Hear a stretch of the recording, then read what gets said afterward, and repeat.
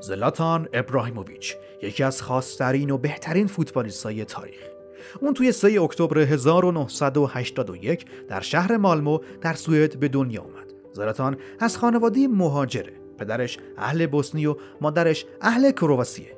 بچگی سختی داشت، اما این سختی‌ها باعث شدش که یک شخصیت قوی و خاص توی خودش به وجود بیاره که بعدها توی فوتبال هم خودشو نشون داد. زلاتان فوتبال حرفه‌ای رو از تیم مالمو سوئد شروع کرد. خیلی زود استعدادش دیده شد و به تیم آژاکس آمستردام در هلند رفت. اونجا با گل‌ها و تکنیک‌های فوق‌العاده‌اش معروف شد. زلاتان توی بهترین باشگاه‌های دنیا بازی کرد و تقریباً همه جا درخشیده. یوونتوس اینجا شروع به معروف شدن در ایتالیا کرد. اینتر میلان 3 بار قهرمانی سری آ رو به دست آورد.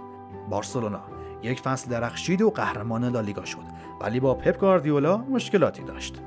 آس میلان دوباره توی سری آ درخشید و قهرمان شد. پاریس سن ژرمن اینجا کاملا ترکوند و کلی جام برد.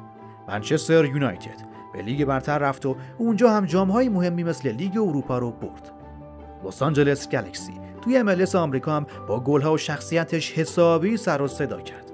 دوباره برگشت به میلان و تا سال 2023 توی فوتبال حرفه‌ای موند.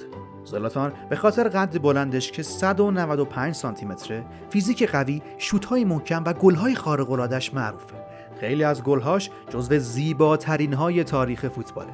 علاوه بر این، اعتماد به نفسش و شخصیت منحصر به فردش همیشه توی چشم بوده. زلاتان سالها کاپیتان تیم ملی سوئد بود و بهترین گلزن تاریخ این تیمه.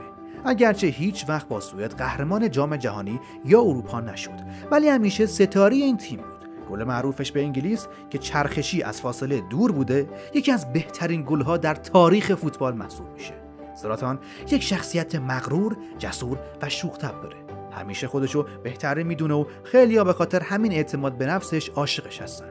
یک جمله داره که خیلی معروفه: من نمیام مقایسه بشم، من میام که با من مقایسه کنن.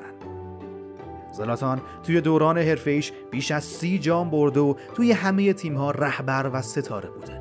زلاتان توی سال 2023 و در سن 41 سالگی از دنیای فوتبال خداحافظی کرد.